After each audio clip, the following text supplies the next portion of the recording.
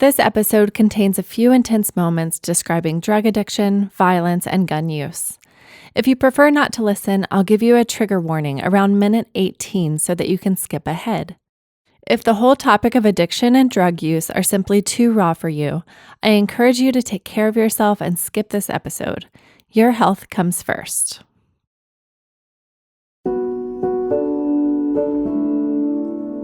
The next thing I know, I'm totally dazed and confused with a big knock against the back of my head. And I look up and I see this guy standing over me, hovering over me with a gun in my face. And I just was pleading, what do you do when there's a gun in your face? Everything just kind of stopped for a minute. I went from not thinking my life was in trouble at all to feeling like I was about to die in a matter of seconds.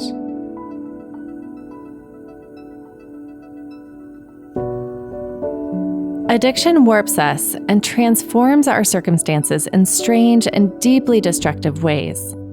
So much so that the mess it creates can feel overwhelming, while finding our way to health can sound impossible. But there is a path, and today's storyteller is here to illuminate how recovery finally took root for him. If you're an avid listener to public radio, you may even recognize his voice. Meet Vic Vela. Hey, my name is Vic Vela, and I am a news host with Colorado Public Radio, Denver's NPR station. I'm also the host of the CPR podcast called Back from Broken, which is all about recovery and listening to people's stories about how they've recovered from things like addiction or mental health issues, really anything that causes us suffering. We have candid, very open conversations about that. And I've been a journalist for about 20 years. It's been my life and my love. And I'm also in recovery from drug addiction. I was a longtime cocaine addict for more than 15 years, and I've been in recovery for more than 5 years now. So it's great to be with you, and it's great to be alive.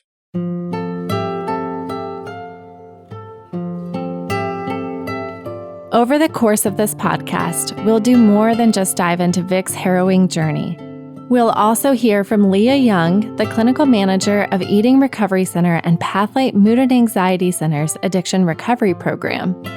She'll help us understand how Vic's story relates to our own lives and how unlocking recovery shouldn't be such an elusive mystery.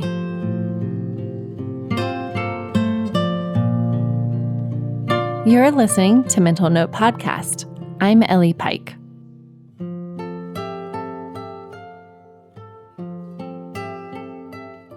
Thank you for being here, and congrats on over 5 years of sobriety. That's amazing. Yeah, it's a long time. There's a lot of folks who don't get that far. That's never lost on me. There's an old saying in recovery that 5 years is a long time, but 5 days is a really long time. And, it just goes to show how hard it is to start your recovery path. I knew that the life I was living was hard. But it was one of those things where it's the devil, I'm familiar with this life, even though it's horrible. But the idea of sobriety and change really scared me. So, and I could speak for a lot of people like that. But yeah, thank you. I'm really grateful to still be here.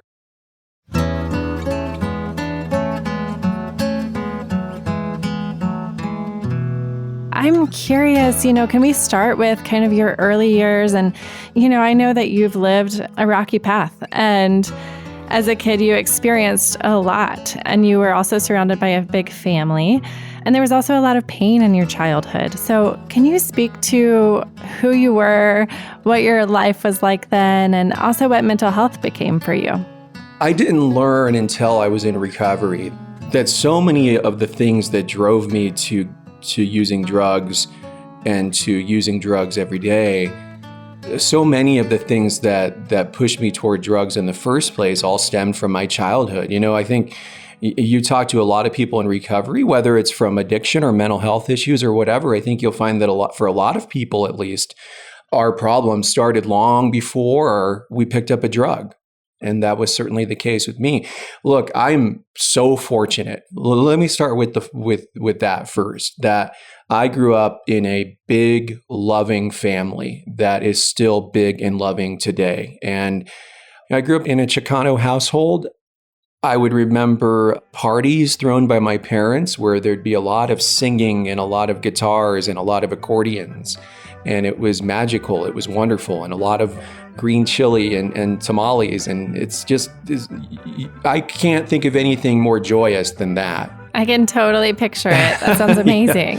Yeah, I mean, it was great. I mean, so in many ways, I was very rich in the sense that there was a lot of love and a lot of support, even though we were not financially rich by any stretch. But there are a lot of things that I struggled with at a very young age, and a lot of things that my family struggled with that by extension caused problems for me.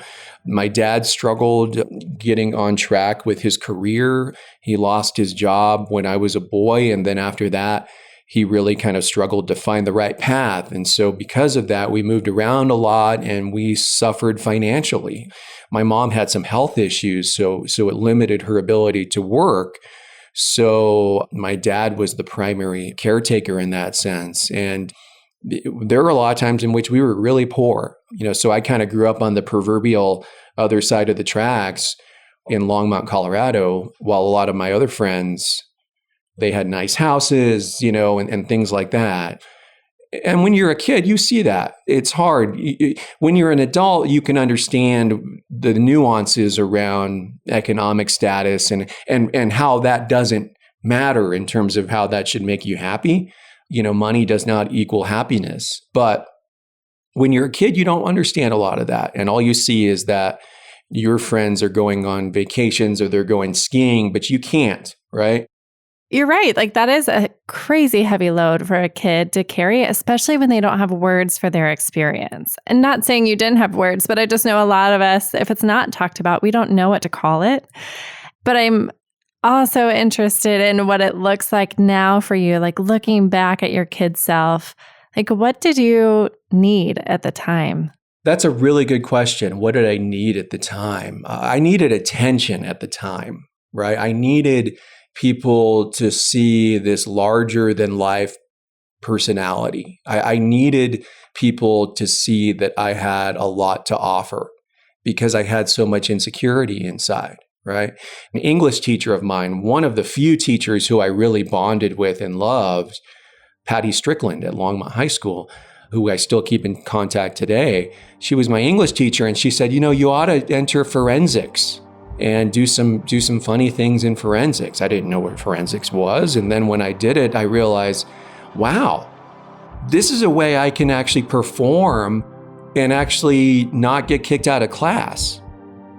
So I would go do these humorous interpretation skits of like old Mel Brooks movies or whatever, or Dave Barry columns, and I would get these great feedback from judges, and I would win all these trophies, first place for humorous interpretation at contests around the state. And I went to state in forensics, and it was quite a moment. I remember when I took first place at our own meet at Longmont High School. We lived just like a block away from the high school, and I was walking home from the meet carrying this big first place trophy, and my mom and my dad just walked outside and just started clapping, and it was like beautiful. And all because your teacher saw you and gave you that attention to say, like, I see you being able to really like use your personality in this way. It seems like it made a huge difference. Tell me a little bit about your journey with substances and when that started for you. I found out at a very young age that drugs and alcohol, wow, it made me feel good. It made all my problems go away. I think like a lot of kids, it starts off where you have drinks at a party and then you smoke some weed.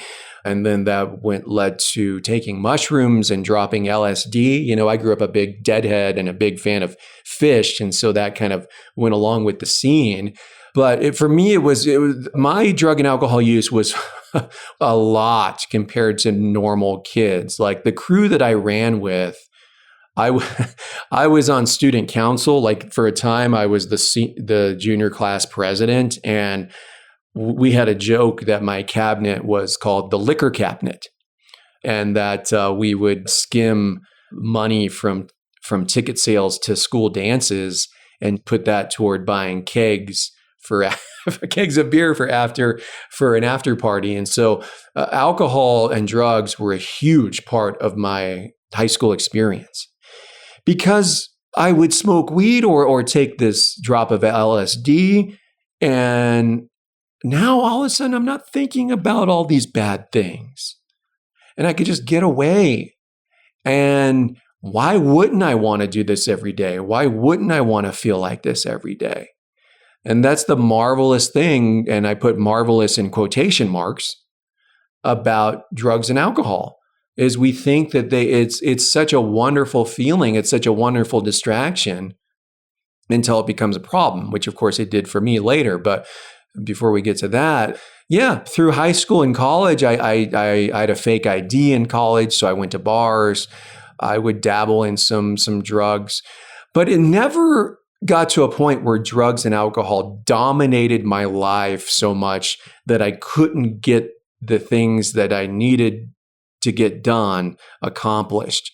So in college, for the first time in my life, I was getting good grades. I was getting A's and B's, and I liked being in a college setting much better than high school. So even though I was going to bars all the time and, taking some mushrooms at a Fish concert or something, I was being productive. I was doing internships and getting good grades. And because I think every alcoholic or drug addict remembers a time in their lives when the drugs weren't a problem. And for me, that was college. But I was very liberal. I never said no to a drug in my whole life. It wasn't until I got my first job out of college where drugs really became a problem for me. What happened then? So growing up, I always wanted to be a guy who talked about sports on TV. I idolized people like Vin Scully and Dick Enberg and all these guys. And so I wanted to be a guy who talked about sports. And that's what I did right out of college. I got hired as a sports anchor for an NBC affiliate in Amarillo, Texas. And here I was. Wow. I mean, that's a hard thing to do. Not everyone gets to do that right out of college. And I was on my way, but it was there that I really fell in love with cocaine. And it was a love affair that would last for many, many years. Cocaine became my drug of choice. Cocaine became the drug that I couldn't live without. It's like, if you gave me a trade and said, Vic, we'll take everything else in the world, but we'll leave you with cocaine, I would have been totally fine with that trade. Because I was addicted to it. And just like any addiction, it started out like nights and weekends, right? Going out to the bars with friends. But then it just became like this thing I did every day. And then throughout the day. Because I liked it. I was 23 years old and I loved being high. I loved doing cocaine. I loved how it made me feel. It made me feel invincible. It made me feel like Superman. And again, even though I wasn't dealing with the same things I was dealing with as a boy, I was still dealing with other things. Like I was scared of relationships. And so I didn't like it when people got really close to me. Like, so when a guy fell in love with me, I would immediately push him away. And I would use cocaine to like hide into my own little world because I was scared of being vulnerable to someone else. So yeah, that cocaine solved and wrecked everything. So Vic, do you have an example of when drugs really became out of control in your life? Well, I have too many to mention. Financial wreckage, personal life wreckage, friendship wreckage, health wreckage. But when there was one example that really shows just how maddening addiction is. I had lost a couple of TV jobs.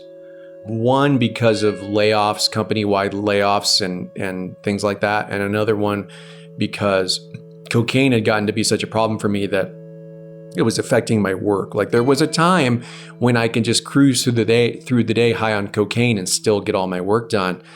But during my second job as a TV morning show host in the mountains in Colorado, I was sleeping throughout the day when I should be working, and I was developing an attitude with my coworkers. And so finally the station manager said, we're going to have to let you go.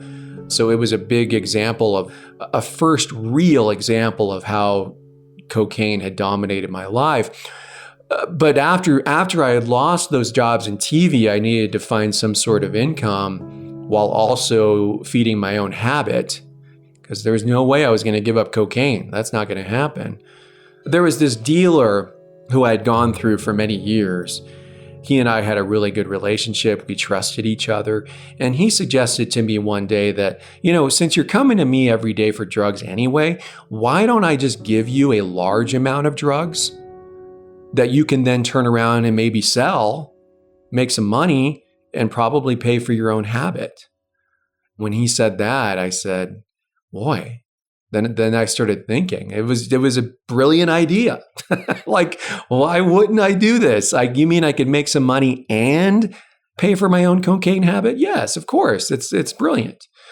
And it worked for a little bit, but the problem is that when you don't have any income coming in, it's harder to pay that back. And it's hard to pay back the drug dealer when all the cocaine has gone up your nose instead of selling it to others. My first dealer left town, okay? And I asked him, I'm like, man, is there anyone else who can do this for me? And he hesitated at first. He said, well, there's this guy, but I'm just going to warn you, he's really dangerous. I don't know if you should be going into business with him. And I was desperate. I was a drug addict. All I cared about was drugs. So he gave me his name, and I met this guy, and he was right. A really tough, tattooed, muscled guy, and he loved guns. He owned guns, and he didn't put up with any BS. He didn't find me charming at all. Like, usually I could make fun. Yeah, I could tell someone a joke and it could be sort of disarming, Not him. Nope. It's like, just give me the money. I don't need to hear your jokes. So no getting chummy with the drug dealer. Yeah. So but he was a hookup. That's what I needed, was a hookup. And so he would front me large quantities, and then I would go back and pay him back. But there was one time I didn't have the money to pay him back. Me and this guy I was dating, we were quite a pair. We were just getting drunk and doing drugs throughout the day with no jobs.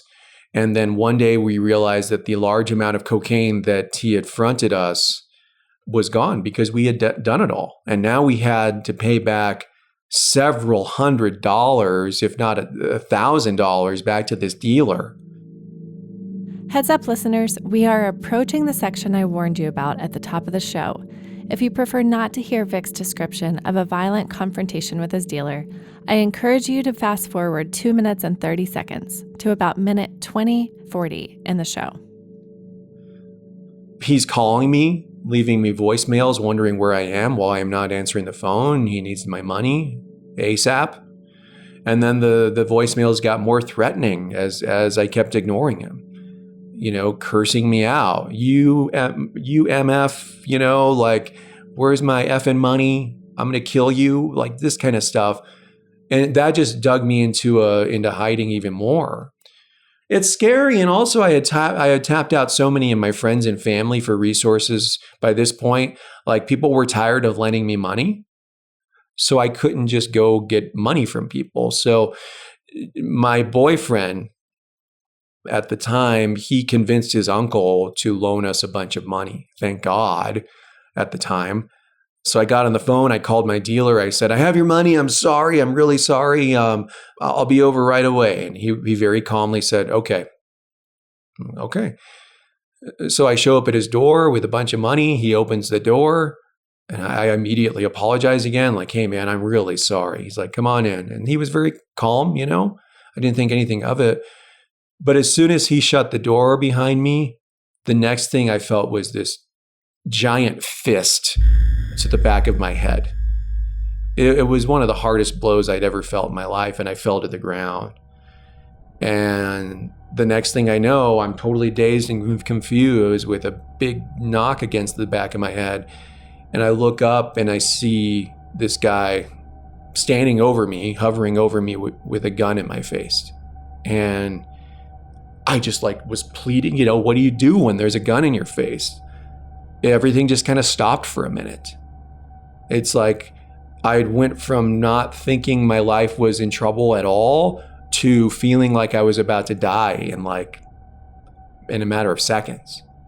Then he starts just beating me up, puts the gun away, just starts kicking me, punching me, calling me every name in the book. I am just getting, excuse my language, I'm getting my ass kicked by this guy. But I just took it. It felt like an eternity. It probably only lasted 20 seconds or so, but it felt like an eternity. And ultimately, the beating stopped, and you could tell he almost felt some remorse, but he didn't say it. He said it in a way, he said, "Why'd you make me do that to you?" So that was kind of his, it was his way of feeling remorse. He's like, "All right, get up. We're done. No hard," it was just kind of there's no hard feelings kind of thing, right?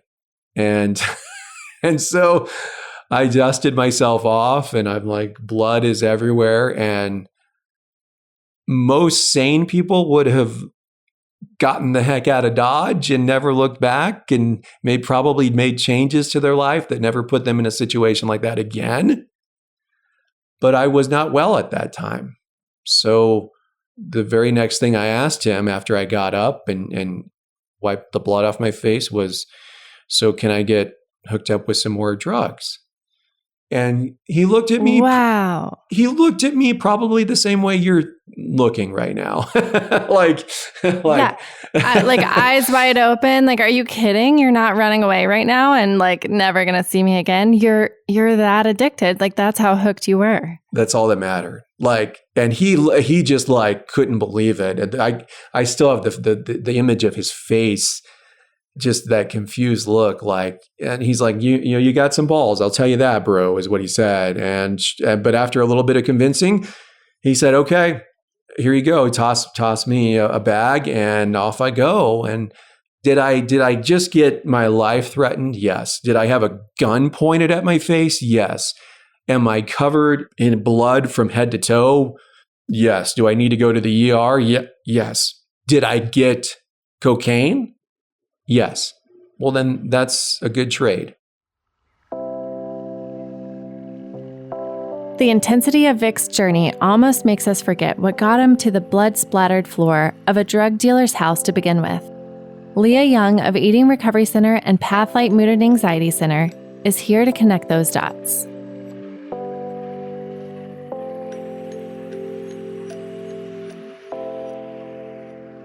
So, Leah, one thing that I really noticed about Vic's story is that in his younger years, he really experienced such isolation, and he hid his pain in that process. Is this something that you often see with individuals who struggle with substance use?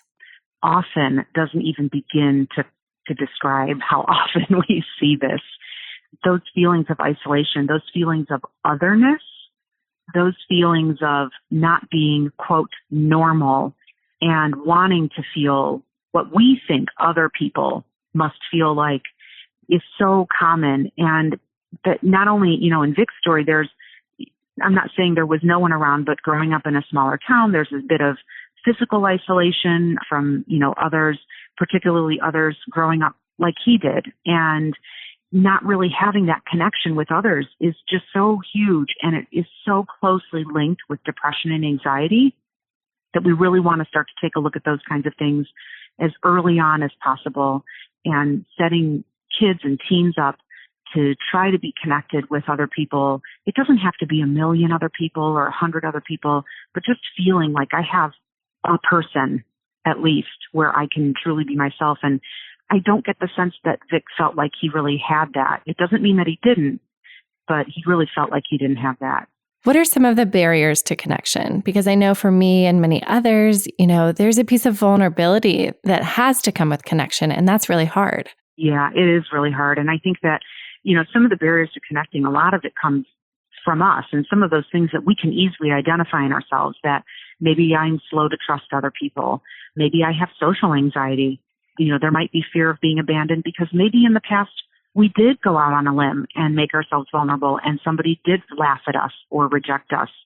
And so we are then afraid of experiencing that again. Maybe we don't feel worthy of someone knowing who we are, or burdening. We sometimes feel like we're burdening someone by telling them something about us. And I'll be honest, physical isolation, and this is what many of us are experiencing now in a very, very acute manner because of this current pandemic, that physical isolation is a piece of it as well. It's certainly not all of it, but it's a piece of it. I think we tend to different ourselves out.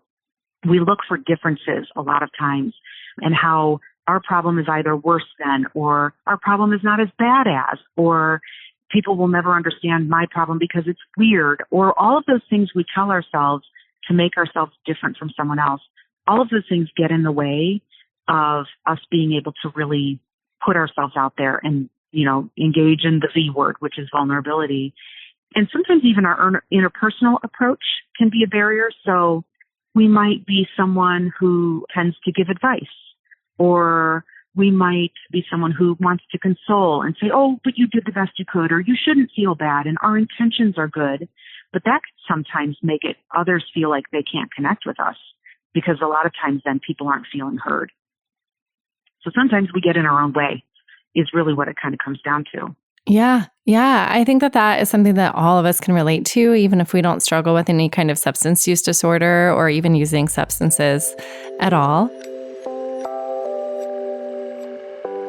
For Vic, getting to a place where he recognized that basic human need for connection took a lot more than just getting beat up.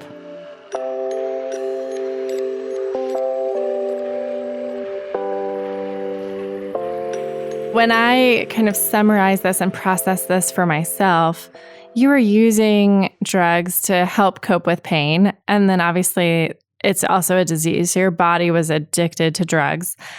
And then through all of your time of 15 years of using drugs, that in itself caused so many traumatic instances that you had more pain. It was just compounded, right? And more drug use. And so what happened when you stopped using? What happened to that pain? Yeah, I mean, that's a big reason why a lot of people relapse, because living life on life's terms without the help of drugs or alcohol to help mask some of that is really hard, like when you're not used to doing that. And for many of us, we've been using for so many years that we don't remember what it's like to go through a day sober. We can't imagine. And so it was hard. I mean, first it was physically hard because I've been drinking and doing cocaine every day for so many years that the physical recovery was rough. That lasted about a week where I just felt like crap. But day by day, it got easier on that front. But then the emotional recovery is really the hardest part. Cocaine is a psychologically addictive drug, right? Like heroin or alcohol is physically addicting. Cocaine is, like I put it before, it was my master. It is a psychologically addicted drug. As a matter of fact, it's science. When you continue to put that pleasure into your brain stops producing natural pleasure chemicals, right? And so when it's used to you manufacturing your own happiness, it just stops doing it. And so that period of post-use was rough because I had to let my brain recover. And it was very much like rewiring my brain. And I think that kind of depression, that sadness, that, boy, nothing's making me happy right now, that kind of thing is why people go back to using. So I did everything I could to prevent that. And the things that I would do, I went to meetings every day. I met new friends in recovery to do things that I liked doing, like playing basketball or going to a concert or watching Broncos games. I needed to fill those voids with people who were also in recovery. And that's just every day it got easier. But it's not easy. That when you first start out, it's not easy at all.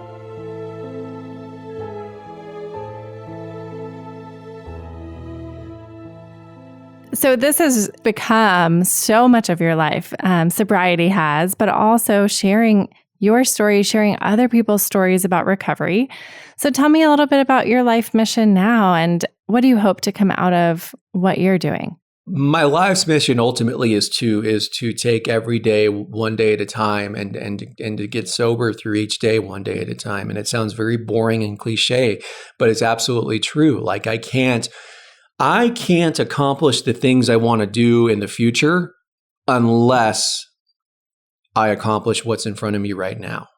But in the larger sense, though, I am very humbled and grateful that I'm able to use my platform as a public radio personality to bring awareness to addiction and to let people know that hope is possible and that we should never let go of hope.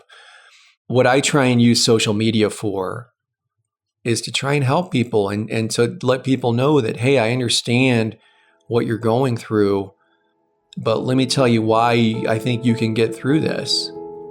Because I've been there. There isn't anything that anyone can say to me that I haven't been through, right? Like I understand the pains of addiction in a million ways. It allows me to keep perspective. Like if I think I'm having a bad day, I stop and I think, am I really having a bad day? Let's compare it. Let's compare today to the last day you were getting high. Okay, yeah. There's no comparison. This is not such a bad day. Having that perspective helps, and applying that perspective to social media or on my podcast, I hope helps other people. And I think it does, because I get a lot of messages from people saying that they really appreciate my honesty. They really appreciate the fact that I'm so positive. Well, that's just who I am. I understand, like 2020 is one of the worst years of our lives, right? For a lot of us, and for our nation as a whole, for the world as a whole. But I'm getting through it because I'm just trying to stay positive that all, this too shall pass. And we need to hold on to each other, metaphorically speaking, of course, and hold on to each other tight and stay connected and really talk things out. Now, it's more important than ever to tell someone how you're feeling. It's more important than ever to tell someone, I'm not doing well today. I did that recently. I was, I was in a funk, like in my recovery. I was in a funk spiritually, and I needed a break. And I realized that, gosh, I hadn't had a break from work in a while. So I called my news director and I said, I'm going to be honest with you. I'm struggling with some mental health issues right now. And I talked it out and I said, I'm just going to take a few days off. And that's exactly what I did. And that's what we're supposed to do, is just be honest about our feelings. Like we can't go around like a good trooper and trying to like sweep everything under the rug, because that's not going to work. We have to tell people when we're not doing well. Yeah. And we need people who are our friends and good at listening. And we also need skilled people who know how to talk about mental health and know how to teach skills around that so that we can continue to cope. Vic, thank you. Thank you so much for sharing your story. And I know that more people are going to find hope just by hearing your story here, and then also the stories that you're sharing on Back from Broken. So can you tell us a little bit about that podcast and how to find it? Yeah, it's Back from Broken. You can find it at backfrombroken.org or wherever you get your podcasts. We just completed the first season in early summer, and we are working on season 2, and we're trying to figure out when that's going to happen. But yep, season 2 is happening. We're really excited about that. But season 1, if you missed it, it's 10 episodes of very powerful stuff that I'm very proud of. Interviews with everyday people, like a woman who works at a gym and she got sober, to celebrities. We talked to the Lumineers and some other high-profile people about how addiction and mental health issues have played into their lives. I'm really proud of it. It's a real simple concept. It's just me as someone who's in recovery talking to someone else who tells their own recovery journey from things like drug addiction, alcoholism, bipolar disorder, depression, gambling addiction. Like it covers the whole 9 yards. And I'm really proud of what we've done so far. And I'm really proud of and looking forward to how season 2 turns out. Awesome. I'm sure our listeners will check it out, and we'll also link to it in the show notes as well. So, Vic, thank you for your time. Thank you for the stories that you're sharing, especially your own. Thank you. It's my pleasure. It was great talking to you. Thanks for joining me for this episode of Mental Note Podcast. Personally, I liked when Vic said that we can't go around like good little troopers pretending everything is okay. Ignoring pain and addiction prevents us from healing. We desperately need human connection and sometimes even medical intervention to get us there. So if you feel like you're drowning and attempting to keep reality at bay, it's time to ask for help. Reach out to a person you know and to a professional, because the more robust your support network, the stronger your chances of reaching recovery will be. And if you're not sure where to go for help, I encourage you to call Pathlight Mood and Anxiety Center and Eating Recovery Center at 877-411-9578. You can have a free, no-obligation conversation with a trained therapist to help you figure out what the best next steps are for you to find health and balance. Again, that number is 877-411-9578. Also, a quick side note. If you've been listening to our show for a while, you may be confused at the name change of one of our sponsors. Insight Behavioral Health is now Pathlight Mood and Anxiety Center. In addition to their name change, they've also created more robust online support and resources. Check it out at pathlightbh.com. Mental Note Podcast is hosted by me, Ellie Pike, and directed by Sam Pike. See you next time.